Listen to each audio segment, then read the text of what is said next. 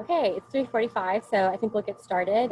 Thank you everyone for joining us for the last session of the day, although maybe some of you are outside like me, hopefully, enjoying the sunshine.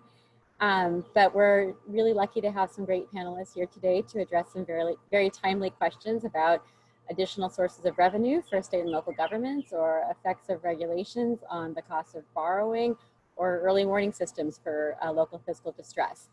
So we're going to go in order of the program, and I won't spend a lot of time introducing our speakers since you have all of their credentials in front of you. And I'm going to have each presenter talk for about 15 minutes, and then the discussants will go for 10, and then we'll have 5 minutes for Q&A after each paper. So our first paper is Natalie Pruitt and Eric Scorsoni, who are going to share presenting duties, further stretching the capabilities of Zoom, but I'm very impressed they're doing that. Eric is a professor and the founding director of the Center for Local Government Finance and Policy at Michigan State University Extension Program. He also is professor in the Agricultural, Food, and Resource Economics program. Natalie is a PhD student in the London School of Economics and Political Science. Take it away, guys. Thanks. So we're going to just kind of give a brief overview of a paper we just finished recently, working with the Pew Charitable Trust on looking at local government early warning systems, and specifically looking at a couple different states, as indicated here: Colorado, Louisiana, Ohio, and Pennsylvania. Kind of diving into those and kind of understanding the similarities, the differences, and what we can learn from them. Next slide. So following the Great Recession about 10 years ago now, there was a lot of interest in sort of how to think about these problems. How do state governments in particular identify where fiscal distress might be coming, and what kind of policies they might want to use to address that? Trying to be more proactive as opposed to reactive. And these systems are designed to identify problems ahead of time. There is a long history of this, going back to even the 1970s with the New York City crisis, and even before that, perhaps some preliminary attempts. But it's evolved over time as the data sources have changed, as methods of accounting have changed, and a number of other things have evolved over time. Obviously, most importantly, computing power, data access, and things of that nature. So we probably have capacities in some ways that we didn't have 20 or 30 years ago. And yet, in some ways, we still have a lot of limitations, despite some of the progress, because in fact, we essentially in the United States have essentially 50 different systems of local governments going on, really almost as if there were 50 different countries, all having different regulatory schemes, different data processes. And so it makes it very difficult to look at it from a national perspective. But we're going to just kind of go through a few systems today to kind of show you how they're working. Next slide. So as I said before, we have two Midwestern states, a Western state and a Southern state, to kind of give some variety. There are other systems out there, but one thing I can say is this was a huge amount of work just getting the information from these states to understand their data, to understand how they do things. So we certainly hope to do more work on this in the future with other states. We have a group that we're meeting with pretty regularly of about 15 to 20 states right now. We've been meeting for about 6 or 7 years, generally on an annual basis, but actually with COVID, we're actually meeting more frequently now. And we talk about things like early warning systems. So we're working with state regulators of local finances in that group. And this group helped us put a lot of this information together. So our goal here is to kind of provide a really detailed explanation of these systems. Obviously, in this presentation, we're only going to go through a very high-level description, looking at a few key examples. Most of the rest of the information is there in the paper. Ultimately, our conclusion is that there really is no one optimal system. It's going to very much depend on what policymakers need in that state or in that area, and really what are they trying to do, more importantly. If it's early warning, if it may be just educational, there's a lot of different nuances that come into how you might want to construct such a system. Next slide, and I'll turn it over to Natalie.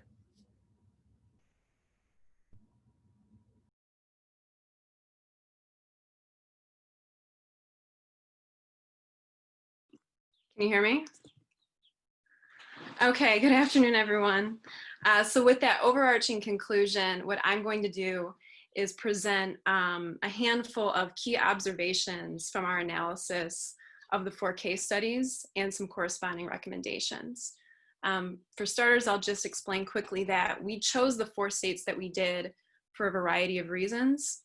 Between these 4 states, there are many differences geographically, economically, demographically, legislatively, and then thus fiscally.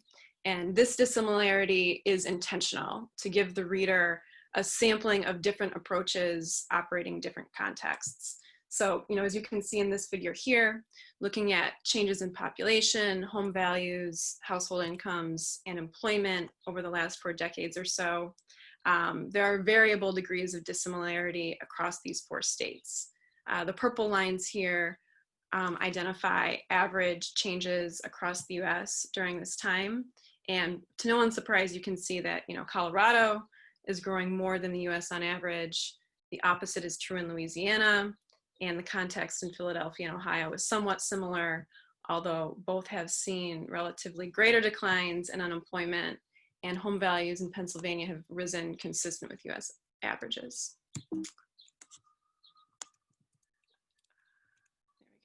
Similarly, changes in public spending, so per capita public spending over a 10-year time frame varies across these 4 states. Overall, the change in per capita spending in Colorado and Pennsylvania is greater than the US on average, and the change in Ohio and Louisiana is less than the national average. Spending has actually declined in Louisiana, and I think it's just worth noting, since this is pointed out in the paper, that this is probably reflecting a relative decline in the decade post-Katrina. We use this standard fiscal solvency measure classification system, which is based on the ICMA framework throughout the paper. And the way that this kind of frames these different definitions in terms of solvency is, in the short term, we have 2 measures. So cash, 30 to 60-day solvency, budgetary, reflecting a normal budget period, often 1 to 3 years. And then similarly, in the long term, we have 2 different measure categories. So long run, something that's approximately 10 years plus, and then service level, which represents the ability of a local unit to kind of meet necessary local priorities, service levels, without threatening long-term fiscal solvency. Each of these 4 states has an established fiscal monitoring system that consists of roughly a dozen indicators. And these indicators take on various forms. So we've got 5 examples that we're showing here. As most of you who are familiar with these systems probably know, they can range from binary yes/no questions to level and change balance sheet ratios to then things like citywide rates on vacancy. In the paper, after we present the 4 case studies, which we're not going to focus on in this overview presentation today, after we present a detailed explanation of the 4 state case studies, we then kind of dive in section 5 into a more detailed analysis of ratio indicators. So these are indicators that have a nominal ratio value. And in this figure right here, what we've done is tallied the number of ratio indicators in each state system according to the solvency type measures that we just presented. And what you can see here is that the way that each state approaches this, so kind of the scope of their solvency, it varies from one state to the next. So in Louisiana, in a state that has faced a really challenging economic climate and has encountered quite a few instances in the last 10, 15 years of placing local governments under fiscal administration, you can see that all of their indicators are focusing on shorter term solvency issues, so cash and budgetary. Whereas Colorado, a state that has experienced greater growth than the national average, and is really concerned with identifying local units that would be vulnerable to shocks. So things like natural disasters or an economic decline amidst an otherwise stable climate. They have no measure for cash level solvency, only one for budgetary, and then the rest are focused on these longer term solvency issues. So then from here, what we're going to do is actually show some key observations from these ratio indicators and corresponding recommendations. So the first pertains to this issue of solvency type. In this figure, we compare the extent of fiscal distress detected by short-term and long-term measures. The units in this figure are local governments in a given year. And so if you look at Pennsylvania, this is a local governments over a 7-year time frame. And what you can see is over that time, there were about 1,600 government units who had no issues of fiscal distress in any indicator whatsoever detected. There were then 1,000 that had fiscal distress detected for a given ratio for at least one, but only on a short-term basis. And then there are about 8,000 that have fiscal distress detected, but only for a long-term issue. And then about 7,000 local government units that had fiscal distress detected for both a short-term and a long-term solvency sense. And the key observation here is that short-term and long-term measures can give different results. And so our recommendation is to consider incorporating indicators for each solvency type, and when doing so, to distinguish between short-term and long-term distress. And the thinking is that this will provide a more complete picture of fiscal health, which is useful for understanding the scale of fiscal distress. Okay, the next issue is ratio volume. And so, the question here is, do different ratios measuring the same type of solvency generate the same rates of distress?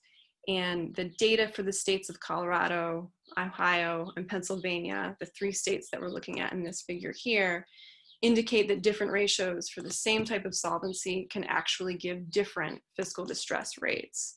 And so in this figure, what we've done is the units here are actually the indicators across these 3 states. And if you look at indicators that are measuring budgetary solvency, for example, there are 12 across these 3 states. And of those 12, one of them detected fiscal distress in only 1% of all local governments, but another detected fiscal distress 39% of the time.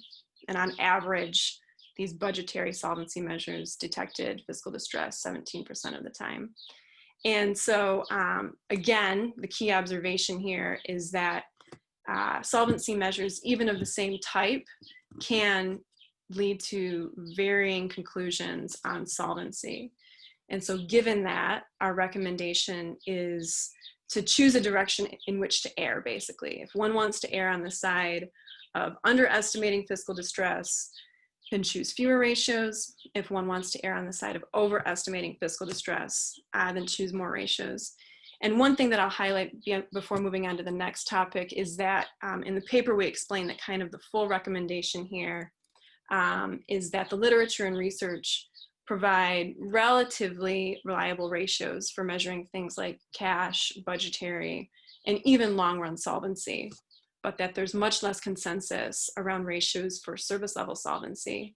So an addendum to this recommendation is to consider selecting fewer ratios for measuring cash, budgetary, and long-run solvency, and more for service level solvency. Okay, the next item is level versus change ratios. And as Eric and his co-author explained 10 years ago, a unit's fund balance may be negative in the current year as well as during the previous 2 years. But if the balance currently is less negative than in previous years, that unit's fiscal condition may be improving.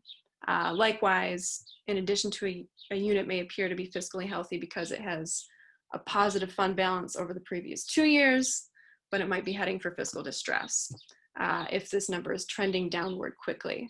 And so both of these concerns can be captured by a mix of level ratios and change ratios. And so to reiterate that point, the recommendation is to consider incorporating both level and change ratios to measure the status and trajectory of fiscal health.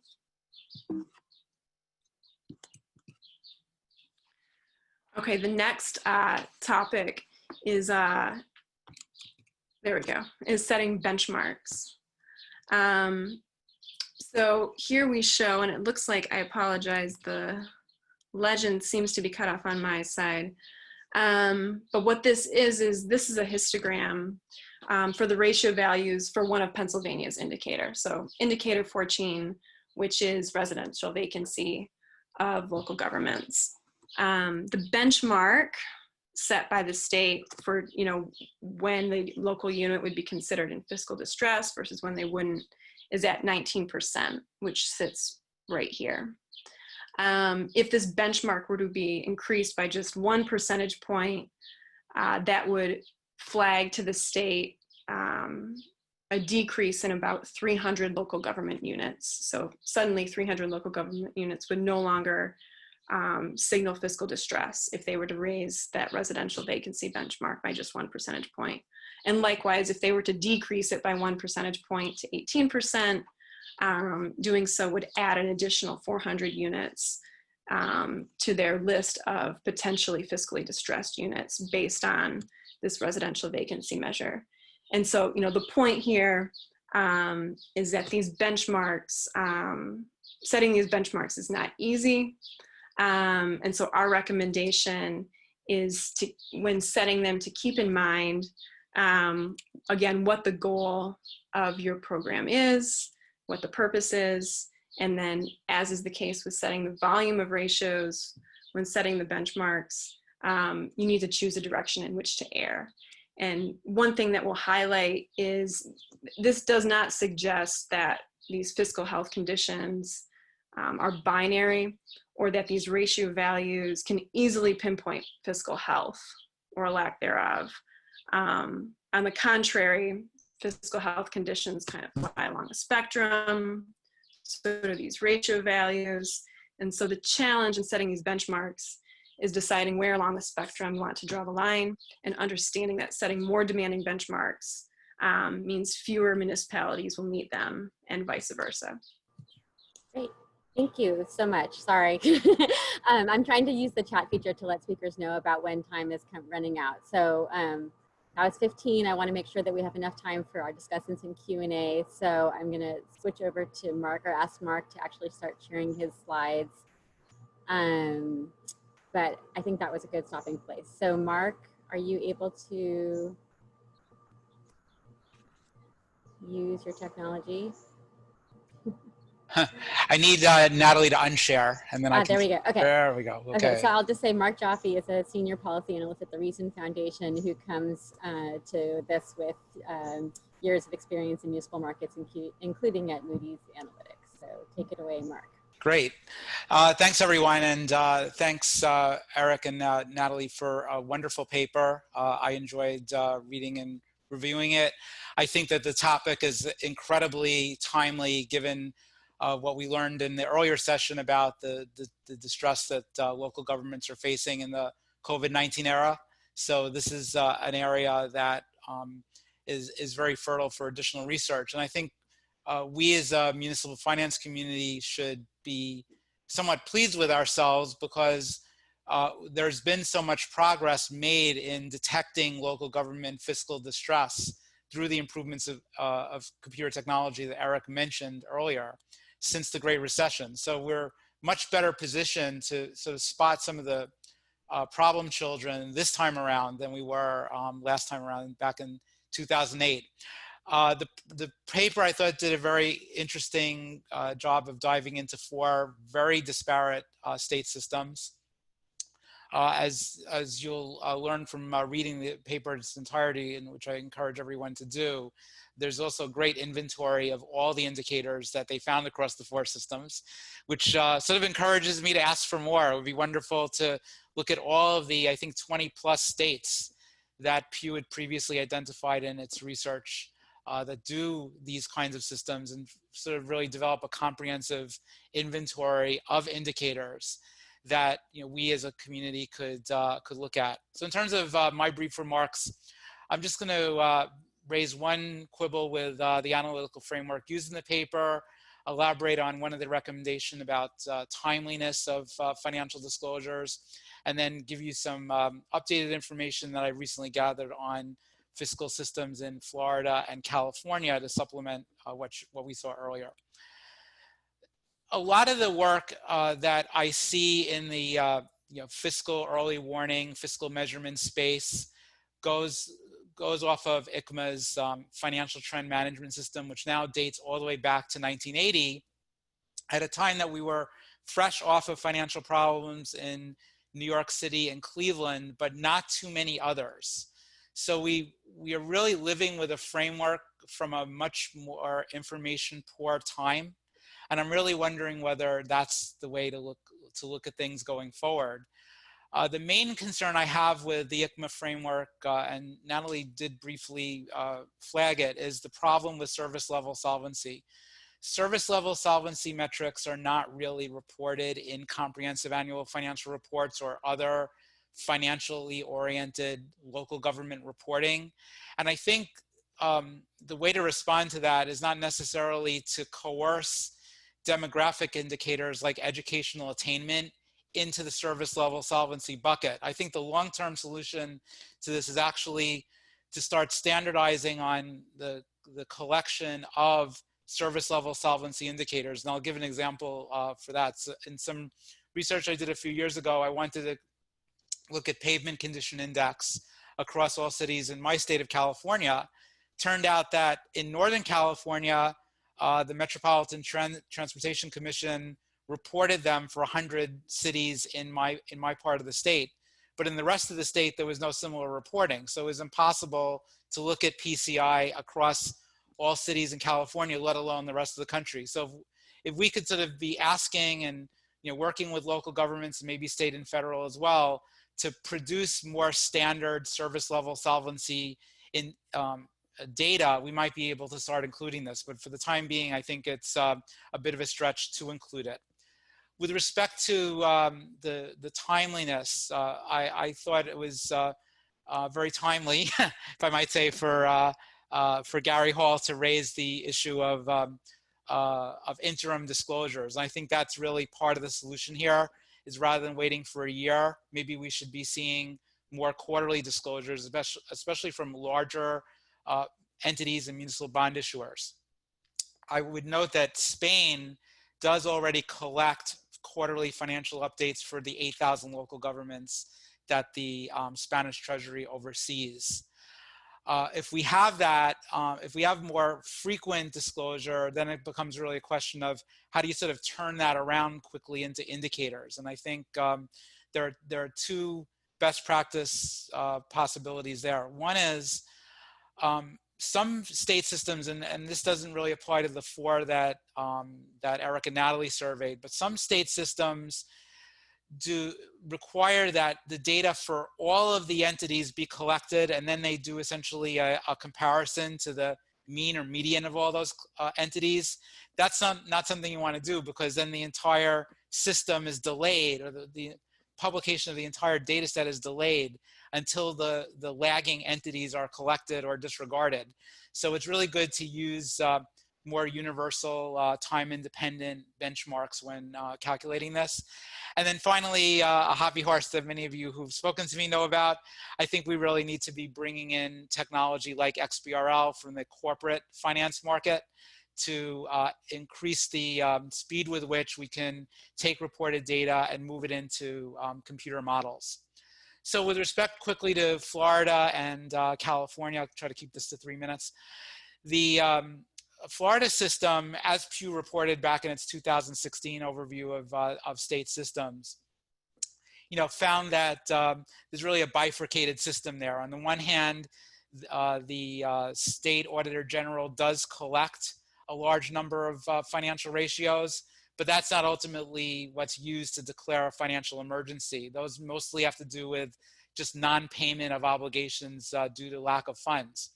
But even with that system, we did have a success in Florida with the dissolution of the city of Weeki Wachee, which had a population of only 9, but several businesses around a mermaid park. And this is, I think, is not far from Tampa, St. Petersburg area. The city had been struggling with an unpaid legal obligation of over $1 million and had annual revenues of only $71,000, and most recently, only a $10,000 surplus of revenues over expenditures. So the city was never going to dig out from this. And finally, I think the state correctly decided that this should become a county obligation and that the city with its redundant costs should be dismantled. And so that has happened. In California, we've, in late 2019, rolled out the indicator system. The state auditor here ranks 470 cities based on 3 years of data collected from CAFR, state controller reports, and CalPERS employer level reports. System is based on 10 indicators, and then a composite ranking is determined. 5 cities of 18 high-risk cities were chosen for audit, and in February, the Joint Legislative Audit Committee here in California gave the auditor the go-ahead to begin those audits, which will be complicated by the difficulty of making in-person visits due to COVID-19. Here's the list of the 10 indicators. Much more information on the auditor's website. You can see a very heavy orientation towards general fund reserves. That's 30% of the score. So this very much falls into sort of the more short-term indicators that Natalie was mentioning. And with that, I'll wind it up. Thanks. Thank you, Mark. And I forgot to mention at the outset that please post your questions using the Q&A function. I know there's a Q&A function and a chat function, and we can sort of monitor both, but Q&A would be much better. So now we're going to have our next paper, which is Peng-Kai Lin and Stephanie Cheng on marijuana legalization. Peng-Kai is going to present the paper, and he and Stephanie will both be available for the Q&A. Let me share my slide.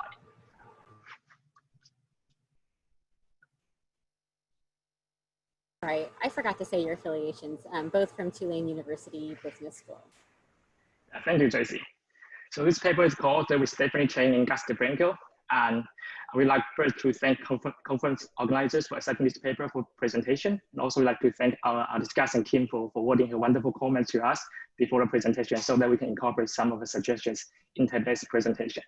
So our paper examines the capital market consequences of medical marijuana laws in the municipal market. As you can see from the graph, marijuana has always been the most used substance in the United States. So across all the major age groups, marijuana has the largest percentage of users. In 2018, there were around 44 million marijuana users in the United States, which is significantly higher than any other drug groups. Despite this popularity, marijuana has always been illegal since 1937 at the federal level.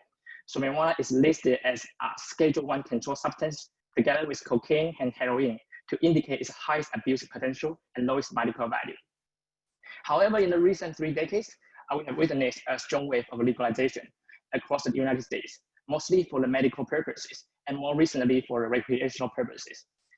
Our paper focuses on the medical marijuana laws as it dates back to a long time ago in 1996 when California first legalized medical marijuana.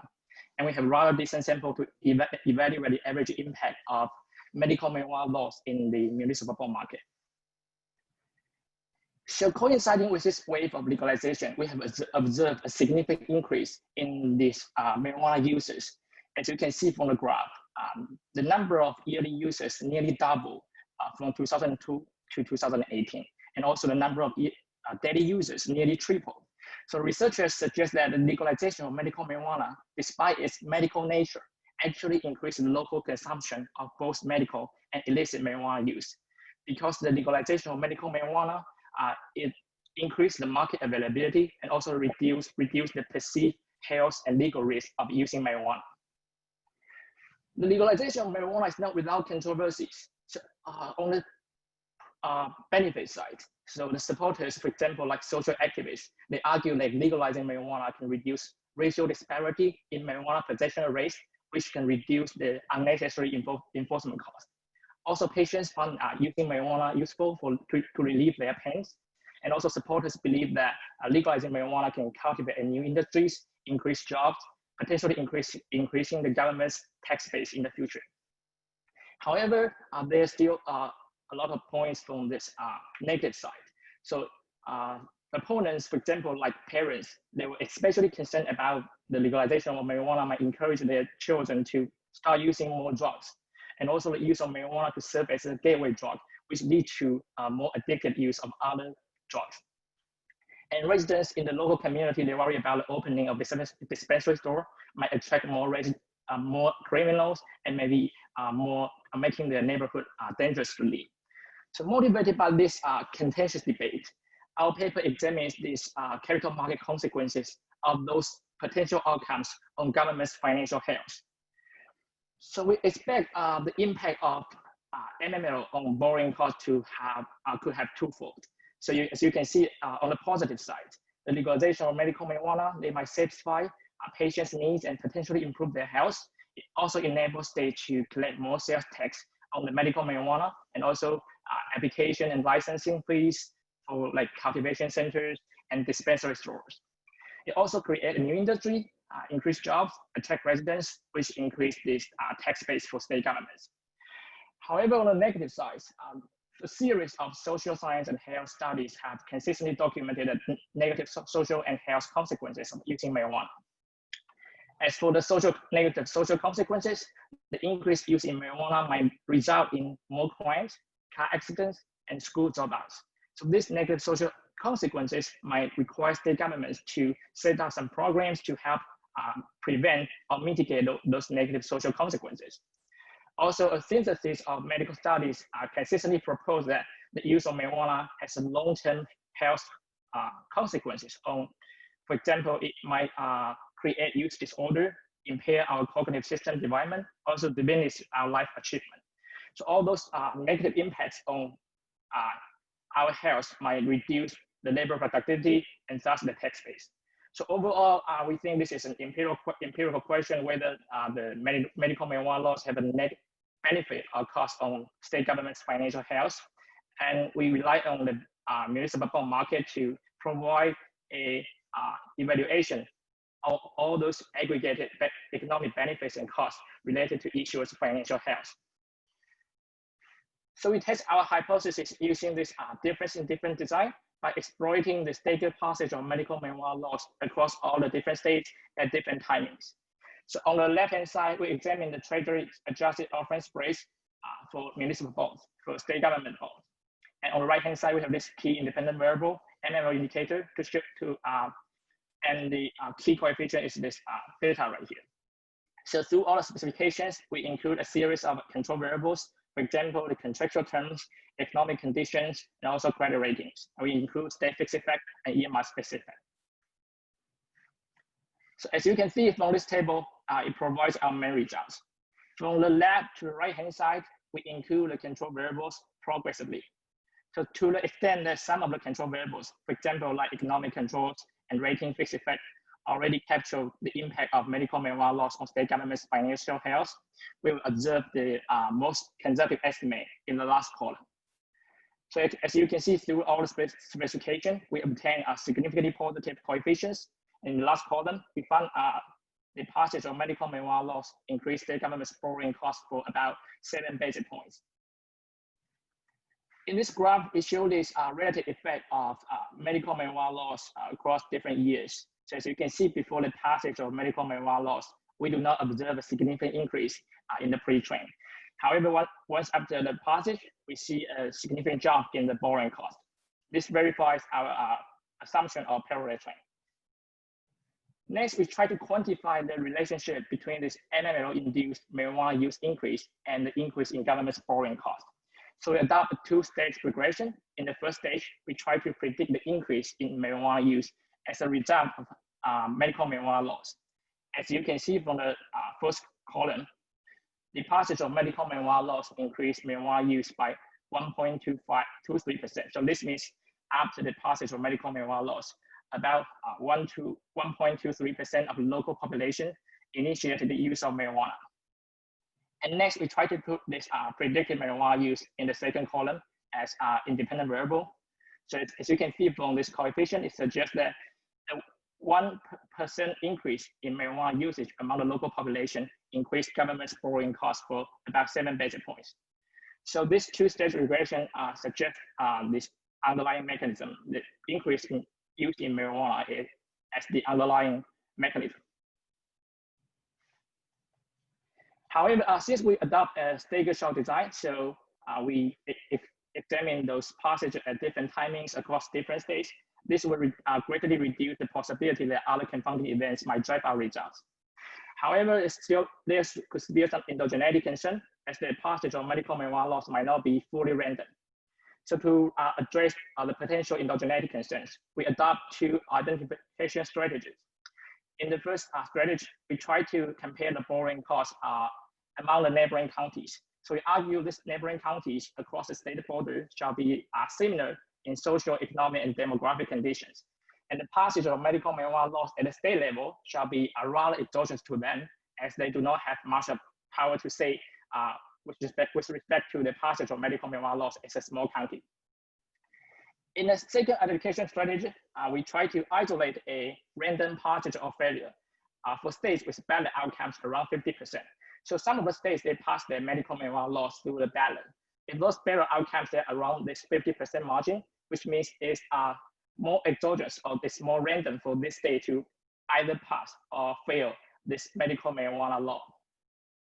So we compare the borrowing cost of Arizona against Arkansas, as Arizona barely passed this medical marijuana laws, while Arkansas barely failed this medical marijuana laws.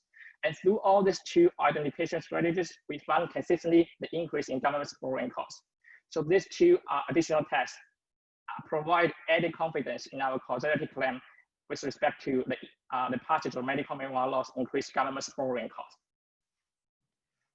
So next, we try to explore this underlying mechanism. So as we suggested before, the increased use in marijuana could be the underlying mechanism. So we try to provide more cross-sectional tests with respect to this increased use in marijuana as the mechanism. We found states with higher corruption that have stronger increase in borrowing costs. This is likely a result of a lower enforcement quality on the medical marijuana laws, which increase the spillover effect of medical marijuana legalization to this illicit use. We also find stronger increase for states with more vulnerable population, which are younger, which has more African American and high urbanization rates. This group, a larger group of such a population will create a demand for the marijuana usage. Also, we find strong effects for states with better marijuana cultivation environments. This could reduce the production cost and increase the supply. So all those cross-sectional tests suggest the increase in marijuana usages lead to higher borrowing costs for state governments. Next, we try to point out the increase in state government's borrowing costs is likely a reflection of higher credit risk. So we show the bond, the effect stronger for bonds, for general obligation bonds, which tie directly to government's taxing power. And also we find stronger effect for lower rating bonds, long-term bonds. This bondholder shall be exposed to a higher percentage of credit risk.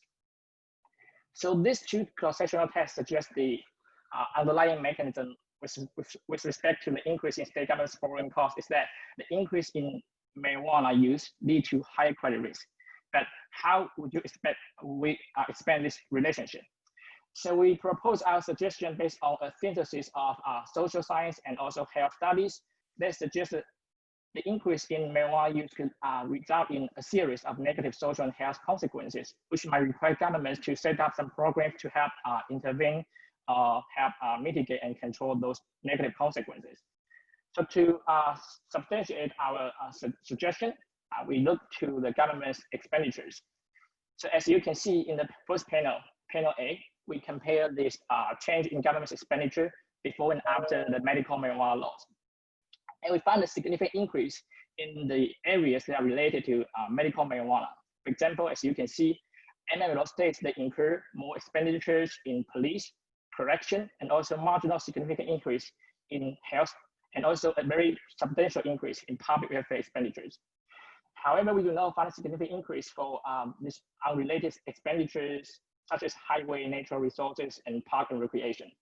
So overall, MMLO states they experience significant increase in deficits after the medical marijuana laws. So this is consistent with increased use in marijuana, require governments to incur more financial burdens on state governments, which increase their credit risk. Since we observed the significant increase in the public welfare expenditures, so we try to triangulate this finding by utilizing other measures from the state government's social welfare programs. So as you can see in the from the first column to the third column, we find MMLO state governments, they expand their provision of public housing, energy subsidy, and marginal significant increase in their food stamp. So it seems after the passage of medical marijuana laws, state governments have to provide more public welfare programs to support the low-income families.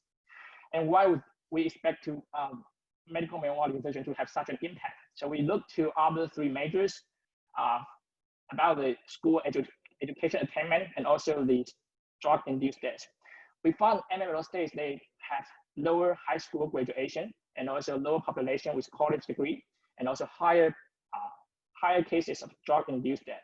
So this evidence are consistent with those negative social and health consequences might reduce the local population's productivity, which create more trouble in their financial health. And as a result, the states have to incur more expenditures in supporting those low-income families. And we show our results are robust across alternative measures, for example, like raw offering yields, tax-adjusted offering spreads, secondary yields, and gross spread. And our results also robust to different sample selections. After excluding any one specific region, our results are not limited to one specific region. Also, we show that we provide additional analysis to address some alternative explanations. So first, we documented consistently high increase for states that when states first open their dispensary store. So this is another MMLO related staker shock to show that our results consistently. So this rejects the possibility that other confounding events potentially drive our results. Moreover, we conduct more analysis to address some alternative explanations. So one is about the increased political uncertainty. So if since the legalization of marijuana at the state level might create a conflict between the state governments and the federal government. So this might impose higher borrowing costs for state bonds. However, we found high increase after the attorney coast memorandum. They deprioritize federal marijuana enforcement. So this should reduce the political uncertainty between state governments and the federal government, but could potentially increase the marijuana availability at the local state. So we found higher increase, but no lower increase. No lower increase, but not decrease. So this is consistent with the increased use in marijuana as the underlying mechanism, rather than this higher political uncertainty. Also, we show this increase is not likely a result of investors' avoidance of securities, as we find high increases with marijuana is more public accepted. So this is again consistent with the increased use in marijuana being the underlying mechanism. Okay, thanks, Penkai. I'm sorry, we're up against the time limit. So I'm going to let Kim actually kind of talk more broadly about conclusions, and maybe in the Q&A we can get to some of the elaborations. So Kim Rubin is Saul Price Fellow and Director of the State and Local Finance Initiative at the Urban Brookings Tax Policy Center. Take it away, Kim. Oh, keep posting to Q&A, by the way, any questions. And also, I messed up the timing in terms of Q&A after each paper, so we're not going to have one massive Q&A session at the end of the session. Okay. So Penkai, you need to stop sharing your screen, and then Kim. No, I've got it. And of course, so can you hear me?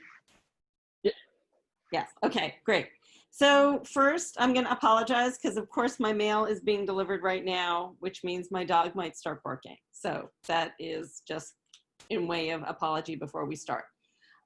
Second, I really like the authors do a very careful examination of these questions. So the Cheng-Franco-Lin paper, as was just shown, they examine how timing and implementation of medical marijuana laws affects states' credit risk and cost of issuing debt.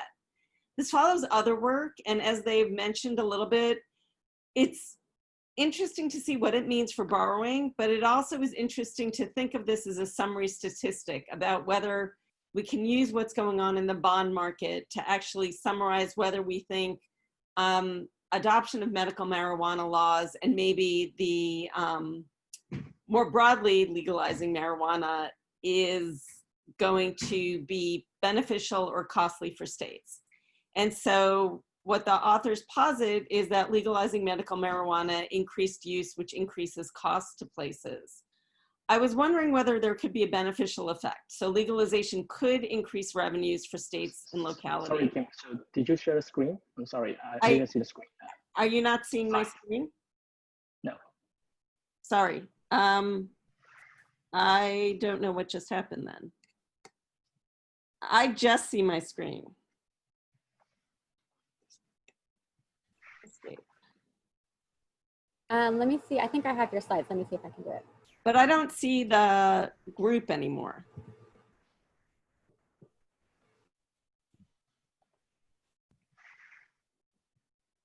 I can share it as well. Okay, so I'm back on the screen. If you share it, I'll just go through it. Howen, if you have it, that would be great. So basically, sure. I will just talk while you're doing that. So one of the things that is interesting is the fact that they find such a big result. And I was actually thinking that you could imagine, and some of the results that were shown, I didn't actually see before because they're new, the disadvantage of having me send my comments. I was interested in thinking that if you have more vulnerable populations, or if you have a higher African-American population, for example, that would increase the costs or would increase the bond premium. So that's 7 basis points. And in part, I think that's, here, can we just go forward? Can I control, okay.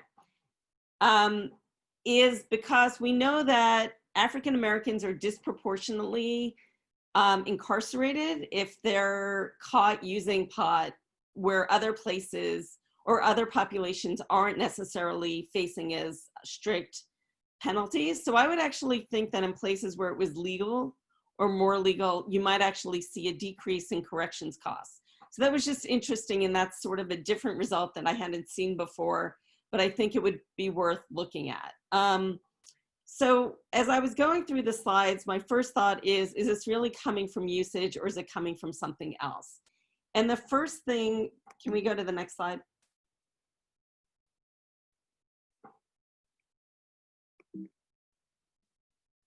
No, wait, sorry, can we go to the third one? Right, so basically, part of what I was wondering about it, both passage and change in bond costs could be driven by other factors. Could the passage of medical marijuana laws correspond with fiscal stress or be picking up something else? There also is the fact that if we go back in the history, a lot of the first push for this came from California and Western states.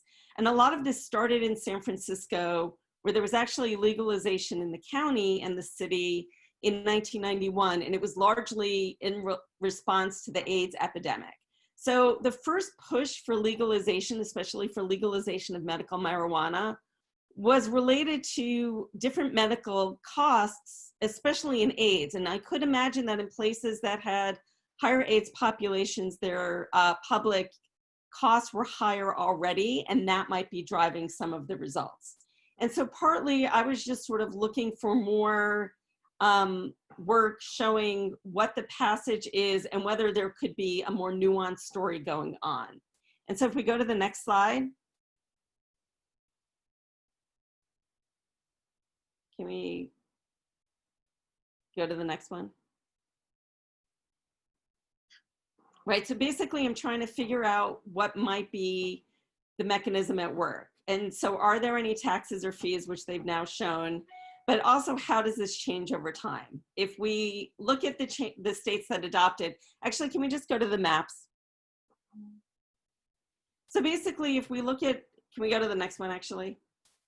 Right, so if we actually look at passage first happened in the West, largely by initiative, and then sort of went out to the rest of the country. But it also means that a lot of the places that had early passage are also the ones that had more bonds after passage rather than before. So if there was something going on in a more nuanced way with the timing of bond measures, you could imagine that what's going on is you're picking up something that's happening in the West and also in the timing of passage of bonds or proposing bonds that has something to do with the interaction of area and timing. And so partly, one of the things I had suggested is actually doing this sort of taking out the Western region and seeing if the results were consistent or whether they were any different.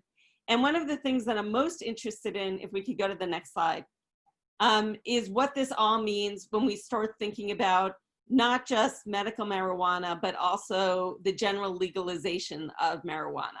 So if you actually think this has to do with use rather than something else that might be driving it, you would think that some of that usage might be even greater in places after it's legalized. And so I was curious whether we see some of the same patterns or different patterns after it was legal for everybody to use rather than just for medical purposes. And I could imagine costs could go, or bond costs could go in one of two directions. One, if you think it is actually prevalence and increasing public health costs, then you would expect that that premium would be even higher for places that legalized it generally. But if you think that there might be a more nuanced story, especially if you think something like overall legalization might decrease your incarceration costs if we are not necessarily penalizing and incarcerating people like Black populations or Latino populations. And if we also think about places like Colorado and Washington, which were the first places that actually passed general legalization of marijuana and actually raised a lot of money from it, you could imagine that it could be a more nuanced story. So if you actually have increased revenue coming in, does that offset some of the possible increase in costs?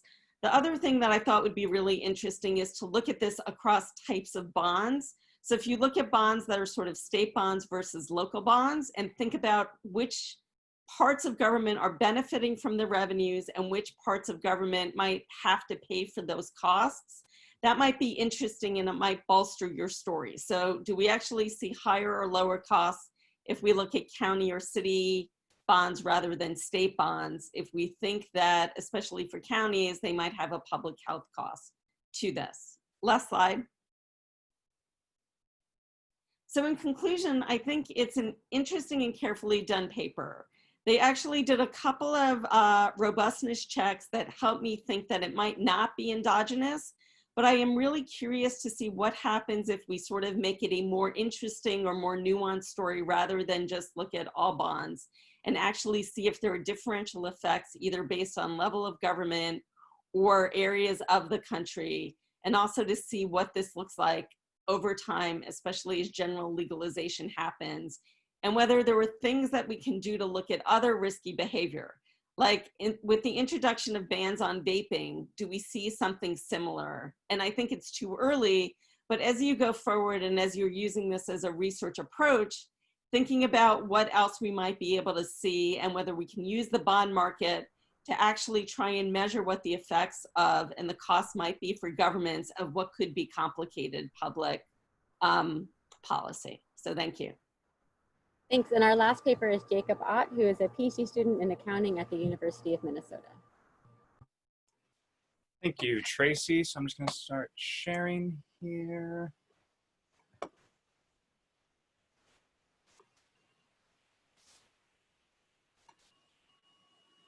Okay, before I start, I would just like to thank the organizers of the Municipal Finance Conference for including this paper in the program. I've already benefited tremendously from it. I've had some great discussions with my discussant, Yvonne, and I really look forward to hearing any other comments, concerns, or general feedback that anyone else might have. So with that, the title of this paper is Regulatory Spillover, Evidence from Classifying Municipal Bonds as High Quality Liquid Assets. And with a title like that, you might expect that I'm gonna have a long research question.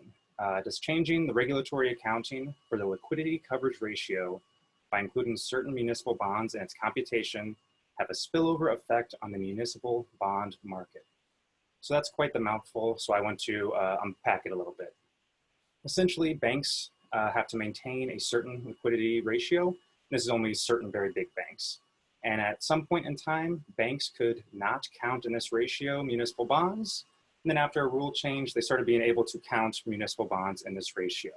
So I want to see if this, examine if this rule change affects both the yield spreads of the bonds that can be included, and then the issuance behavior of the municipalities that are affected. The mechanism that I'm going to propose for this is, of course, a change in demand on the part of banks for the affected bonds. And I have a slide on this at the end, but I don't know that I'll get to it. So I just want to say that I do find some indirect evidence that banks do increase their purchases of bonds around this rule.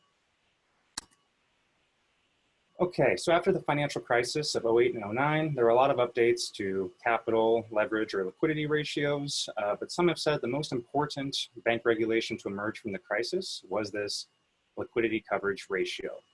And so what it is, the numerator is high quality liquid assets. These are assets that are high quality, that is, they can generally sell for close to face value, and they're also liquid. So if a bank's in a pinch, they can sell this asset for close to face value pretty fast. The denominator is stressed net cash flows over a 30-day period. The idea being that if there's a crisis and more money is going out of the banks than is coming in, these banks can sell these high quality liquid assets in order to cover the shortfall. So the measurement of this ratio is subject to intense debate. So first, people debate on what assets should be included or excluded, but then also there's arguments on if something is included, will that spill over to different sectors of the economy? So I'm going to take, in this paper, I take municipal bond inclusion in this ratio as given, and I simply see what are the effects of it. To preview my results, I find that reclassifying municipal bonds as high quality liquid assets does affect the pricing. So basically, there are a certain class of municipal bonds that are affected, and their pricing, their yield spreads goes down by about 4.5 basis points relative to unaffected bonds. And then I find that municipalities seem to sort of capitalize on this by issuing more of these bonds that are included in the ratio. I think it's an important thing to examine because, one, it contributes to the literature on bank liquidity regulation. But in most cases, research looks at, if bank regulation changes, how does that change bank behaviors? This is the first order effect, and it's obviously very important. But to the extent we care about the comprehensive effect of regulation, it's sort of incomplete. So in this, I examine a specific regulation that affects the liquidity ratio, and I see that if it spills over to an entirely different sector of the economy. And then I also contribute to the literature on municipal bond pricing. Okay, so I'm going to give a little institutional background. So in 2010, a group of international banking regulators called the Basel Committee, they introduced the liquidity coverage ratio. So the goal is to survive for 30 days if you're a bank in a crisis. And then after that, maybe the federal or the banking regulators or federal authorities, they can then step in and sort of rescue the banks if need be. There are 3 levels of high quality liquid asset from level 1 to level 2B. And it's important to note that in the international standards, municipal bonds were originally included.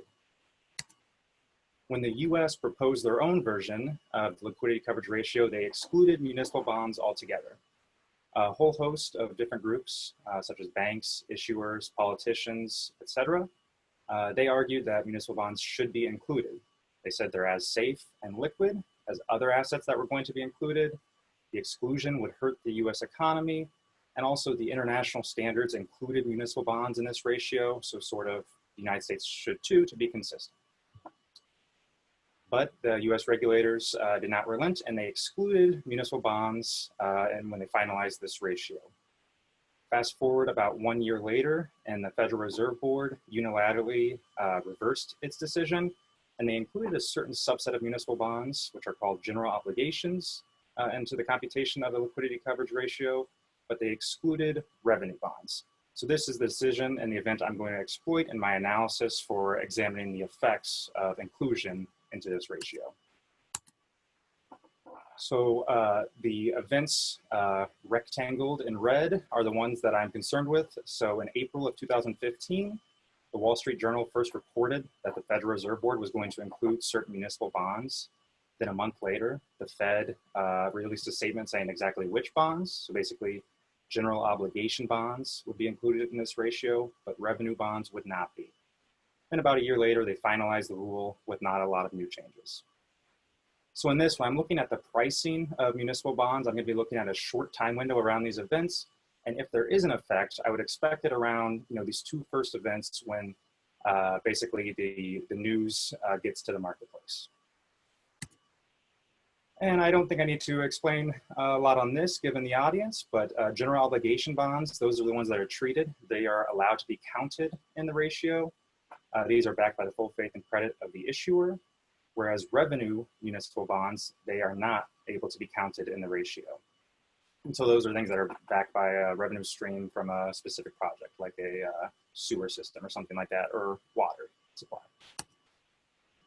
Okay, so although it might seem intuitive that banks, if they increase their demand for something, the price will go up, it's not self-evident. So, if you open up a textbook on bond pricing, the only thing that might affect price is risk discounted cash flows. And so if the price sort of gets out of whack, then people can buy and sell to the price normalizes. However, more recent literature says that, certain basically safe assets, they're valued because they can store wealth through time.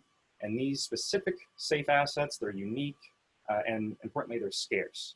And since they're scarce, they command a premium. And so a further increase in demand for them might increase that premium even more. I use a lot of the standard data sources, the MSRB, SDC Platinum. I get credit ratings from the Center for Municipal Finance. I want to thank Mark Jaffe. He's also on this. I think he was instrumental in collecting those. And then also some government agencies for some county level control variables. Okay, and so in terms of examining if this rule change affects the pricing of bonds, I want to look at a short window around these events. So I follow a recently published finance paper, and I use a 60-day window difference and differences research design. So essentially, I'm looking at 30 days prior to the event and then 30 days after. And then I want to see how the yield spreads on GO bonds changes relative to the changes in revenue bonds. And so the coefficient of interest is alpha 4 on post times GO. And I should also note that I use entropy balancing in the pre-period. So basically, GO and revenue bonds in this analysis, at least in the pre-period, they're identical on all observable variables. Quickly going back to the events that I use. So these first two events are when the news sort of first hits the market. They have overlapping event windows, so I just combine them into one event. And so the pre-period starts before the Wall Street Journal reported and said some municipal bonds are going to count, and the post-period goes till after the Federal Reserve says exactly which ones will count.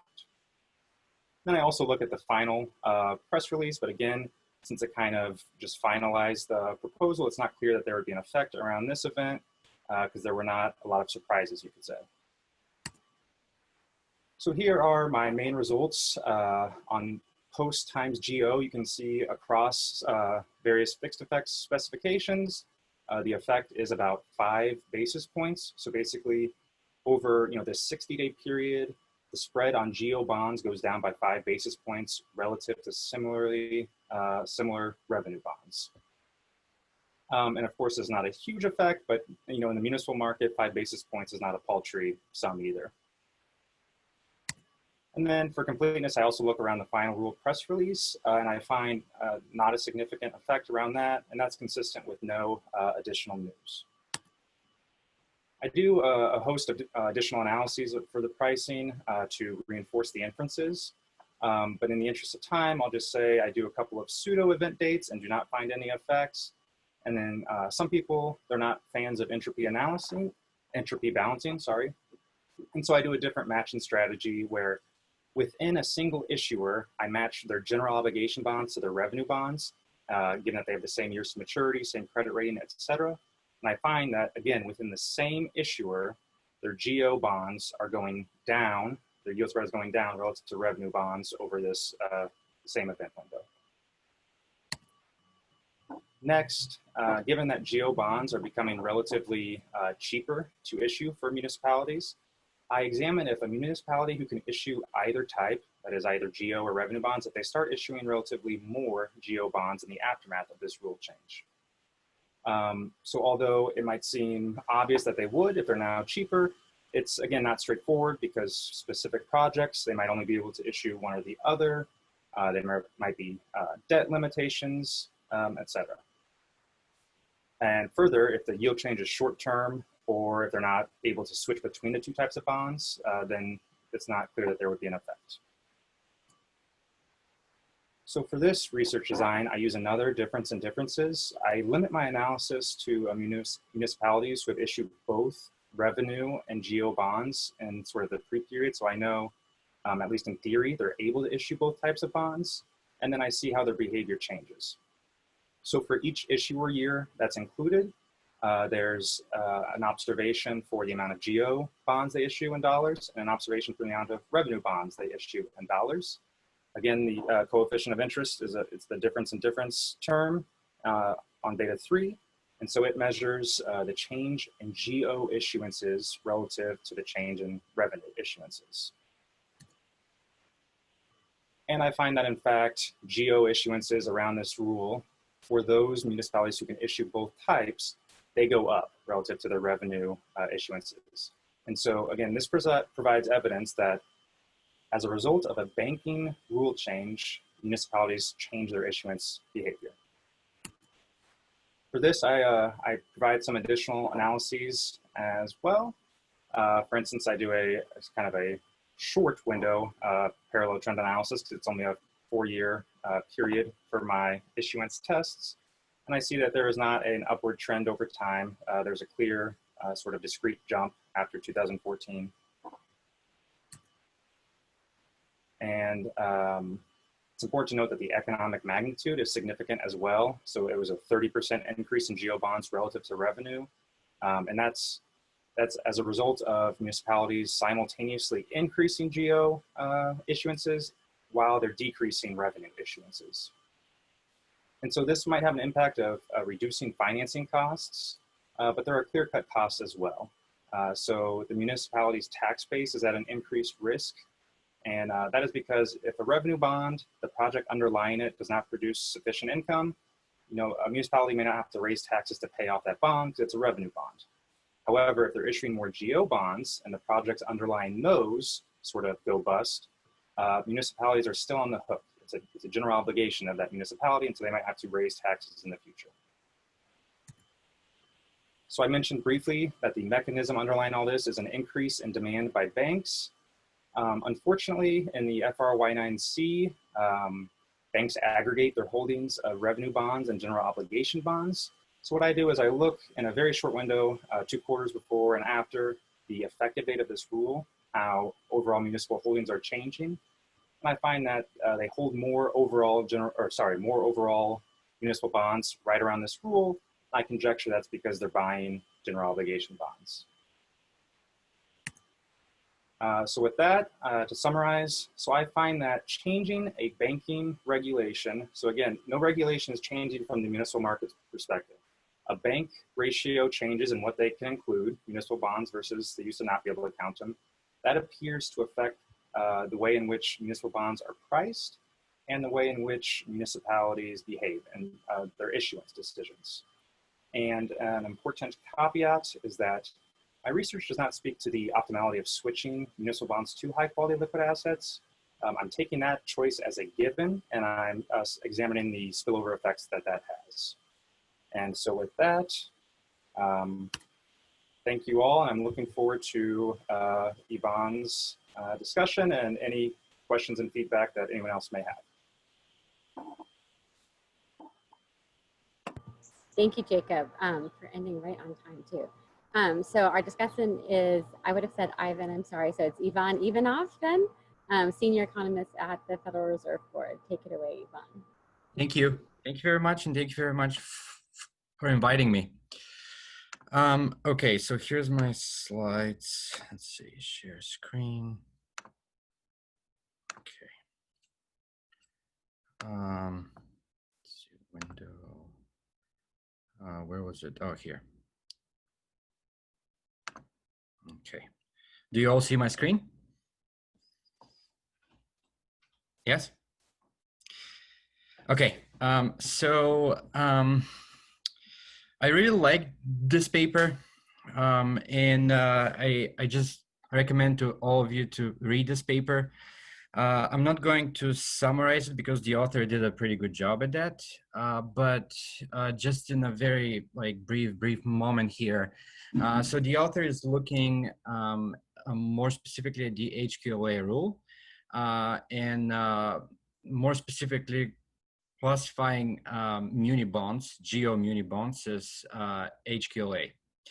And in terms of the setting, there's lots that you can learn from this. I think the choice that regulators did wasn't expected in the United States, and this is kind of the beauty of what the author is doing and the setting that he's using.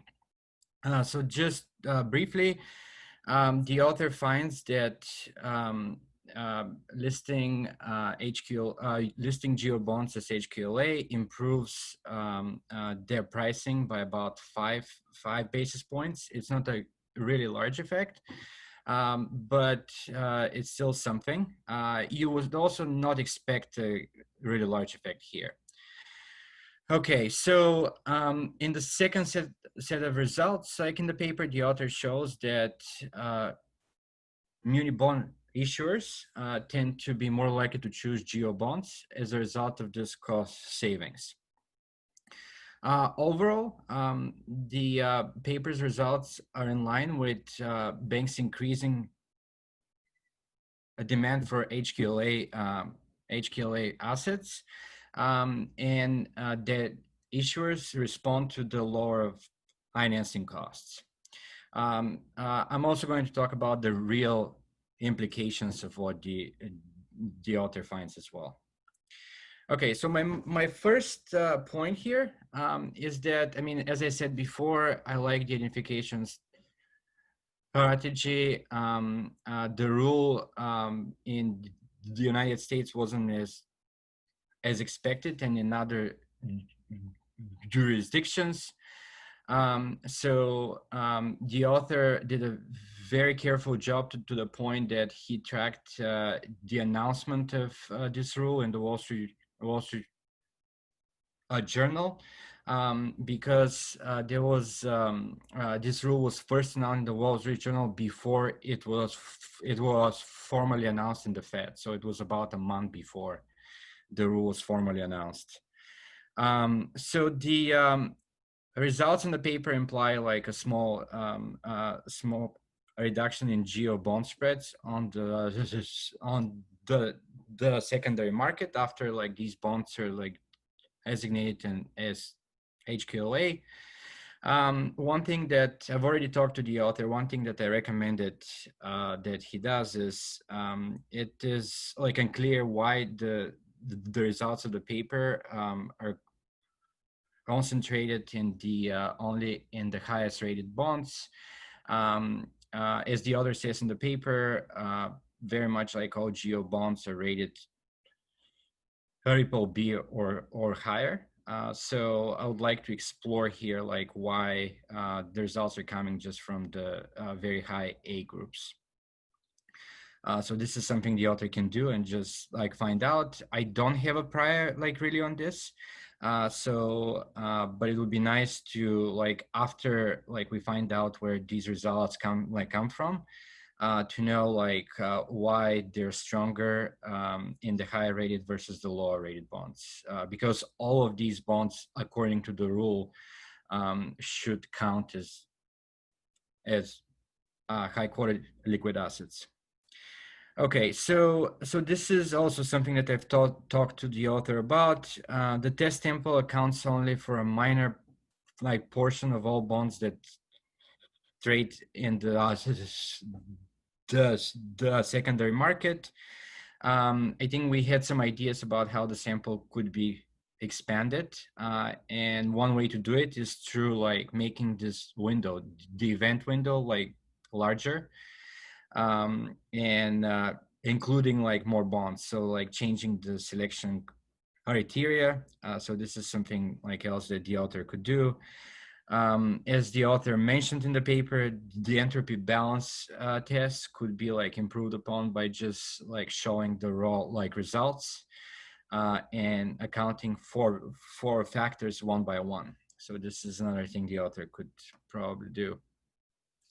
One thing that I would like to see in another draft of the paper, in the next draft of the paper, hopefully, is that the HQLA rule in 2015 was followed by another round of HQLA change for muni bonds in 2018 and 2019. This new rule in 2018 and 2019 included revenue bonds as well as HQLA. So I would like the author to do like very much the same, a different diff like around that other rule change. Why? Because around this new change, I think you're likely to have like much more issuers included in the sample, so we can learn something about like the cost savings of large versus small issuers. We can also see like whether the cost savings are like pretty much the same amount or whether they're a little bit more. So this would be very easy to implement, and the data, the current muni data should go up to pretty much this year. So I think this is doable. Okay, so my second point relates to the real effects in the paper. The cost savings that the author finds are very small, right? So that is to be expected. So I think like one thing that I would like to know is like, are these costs large enough for the issuers to change their behavior? And I think that's the case. I do believe that's the case, but I would like to see this more in the paper. What the author did at some point in the paper is actually showed like how much an average issue would like save. So that's actually a very good thing to have there, but I would like to see more along those lines. Here I've also talked to the author about this, but I would like to see who saves on costs the most. Is it like the very large issuers? Is it mid-sized issuers? Is it smaller issuers? I thought this is like mostly the large guys who are like saving a little bit on issuance. Okay. So one thing that I was worried a little bit with this test is not as clean as the first set of tests that the author has. This test, there's too many things that were happening around the same time frame in 2013 and 14 versus 2016 and after. I'm a little bit afraid that the results in the second set of tests are in line with markets like warming up, and issuers are having easier time like going to the markets, and them being more likely to issue geo bonds. So I would like to see maybe a narrow window, but then like that may be tough because the author doesn't have too many issues to like start with. But maybe something could be done here. We talked about how the author could relax this requirement that the issuers have to have issued in 2013 and 2014. I recommended like a 5-year window or maybe a 10-year window, like in which a given issuer has issued both revenue and geo bonds.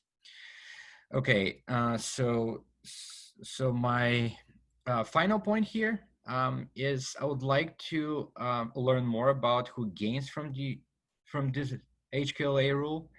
And I think we can do so by, if the author does what I recommended earlier, just to look at the newer HQLA rule in 2018 and 2019. I would also like to see the sample split into like state issuers, county issuers, and then other types of local governments. For somebody who works at the Fed, this is very like important for me, like who gains or who like loses from this. I would also like to know if there's any negative externalities of this rule, right? Like if, for example, banks demand these bonds, these geo bonds, and states are the most likely to issue them. Do they crowd out like smaller guys like counties, cities, and other type of local issuers, right? So I would like to know that. Because banks can hold so much of these bonds, right? Now, the final thing that I would like to the author to look at is how the bank qualification of muni bonds affects the ideas in this paper. So, Yvonne, could you wrap up, please? Yeah. So basically, so bank qualified bonds, to the extent that banks just like buy them and hold them until maturity. This is not going to affect the secondary markets. So I'd like the author to think about like how this would affect set of tests. Thank you very much. This is a very nice paper, and I think everybody should agree. Thank you. Sorry, I'm joined by a junior timekeeper here. So I am going to, let's see, actually, Yvonne, could you stop sharing your screen? There you go, perfect.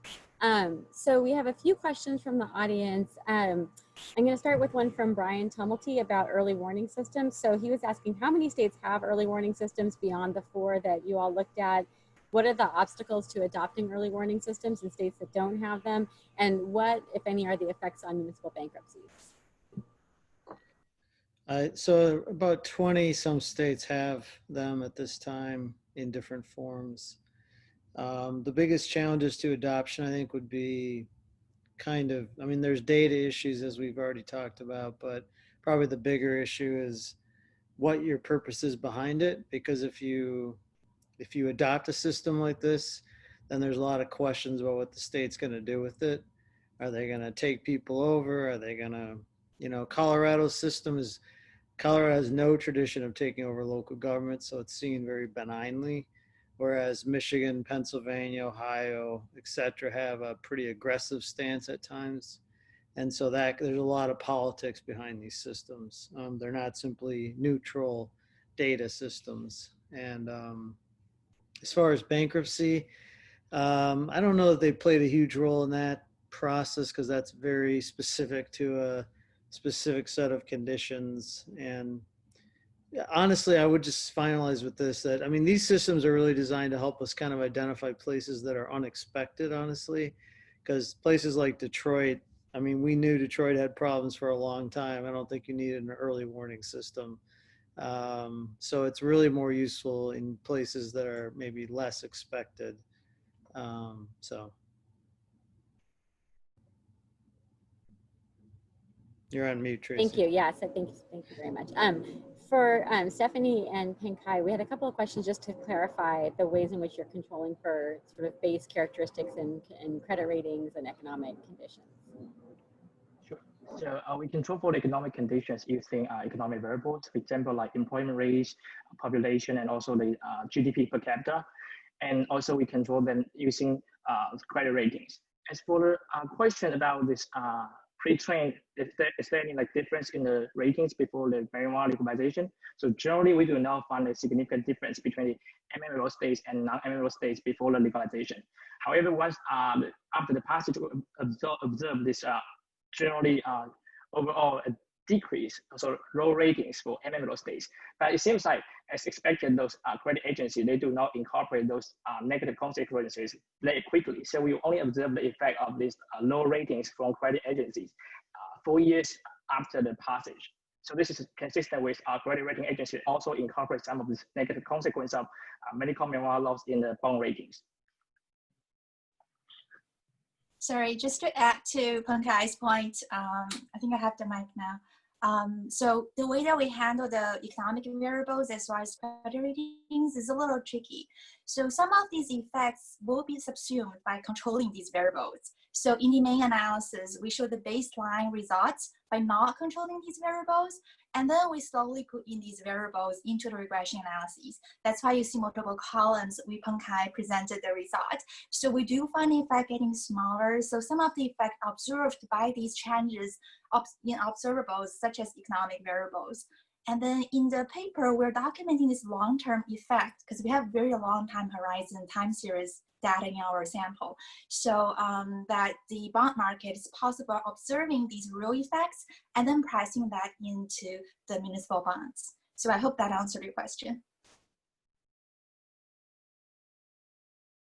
Sorry, exercise the moderator's prerogative and ask a couple of questions. So having kind of toiled in the fields of early warning systems that Natalie and Eric so expertly did and cited a lot of their work, and also being a fan of Mark's work, you know, I'm struck by this comment about sort of continuous disclosures and uniform data. And I just wonder how realistic some of this is. You know, even the California system that you discussed, Mark, you know, the outcome is that 5 cities are recommended for an audit. The audit itself takes an inordinate amount of time, right? So I'm wondering sort of about the timeliness of these systems and, you know, how that can be improved, or if maybe that's not even the goal.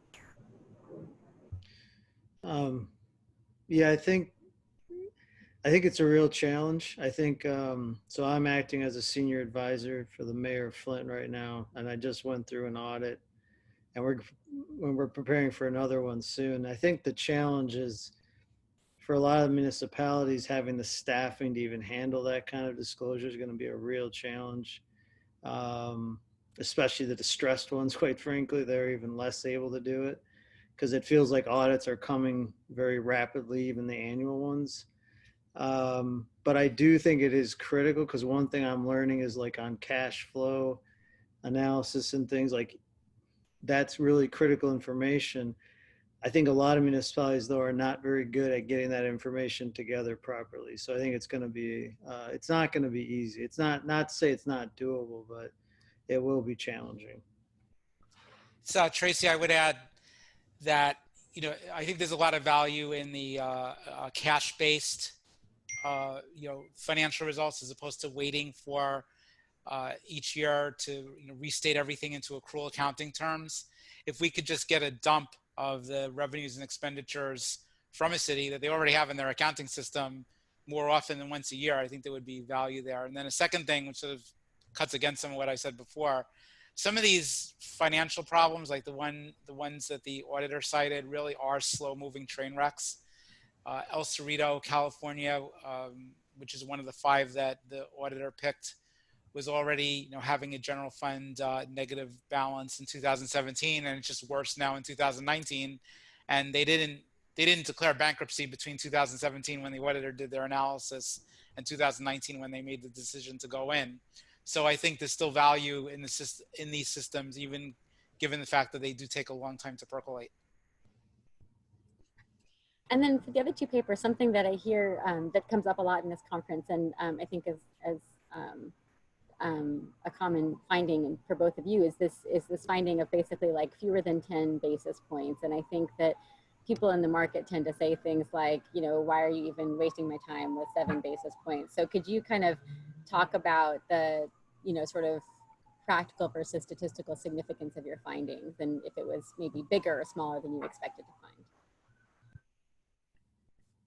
So from our economic interpretation, we found 7 basis points would translate into additional $7.35 million for state governments for their average issuance per year. I mean, this is still a significant amount for governors. And also 7 basis point shift actually represents one ranking, so one credit rating. from like A minus to A. So this is 7 basis point increase. I don't think it's like not like voters and also the policy makers shall take into account. Moreover, with respect to like statistical significance, I think our results generally suggest that people might not take into the negative consequences of medical marijuana legalization into consideration. So our results provide a unique angle for them to investigate the overall impacts of both the benefits and costs on the state financial health. So the economic significance is important, but also the statistical significance is also important for us to understand the general effect. Sorry, just also to add to the Pengkai's point as well. So in the study, we document the state government, the 7 basis points. So that translates into over $7 billion a year for one state, for every state. So consider how many states there are in the US. And also there are local governments as well, so counties and cities. The test that we're documenting using counties, using states as our main analysis, we also show counties that there's also increase in county borrowing as well. So it's really that we're trying to draw a causal inference. So the total effect is actually much larger, I think, than what we are actually suggesting. We're taking a very conservative approach right now in the paper. Thank you. Jacob, is there anything you wanted to add to that? Yeah, so I mean, I find effects even smaller than 7 basis points, more like 5 basis points in mine. But I think for my paper, it's important to note that one, it's a very short window. So I face this always an external versus internal validity problem. I focus on internal validity for my identification strategies. So over a 60-day period, I see a change in 5 basis points. And one thing I want to note is I spell this out a lot more in my paper. Maybe it didn't come across in the presentation, but I'm not suggesting there's a change in risk at play. So it would sort of be, it would maybe not be believable if I'm just documenting an increase in demand, that no change in risk, but a market friction, a change in demand increases by 20 basis points or something like that. So I think 5 basis points in terms of a non-risk based demand change would be sort of in line with expectations. And if it was something much more than that, would actually, for me, cause more concern than something I'd be proud of. Okay, we are up against time, so I'm going to let everyone go and enjoy the virtual happy hour. But thank you so much for joining us. To all the people that I can't see and to all the panelists and discussants that I can see, it was great being with you here today, and we'll see you tomorrow. Thanks. Thanks for watching. Be sure to like and subscribe for more videos from Brookings.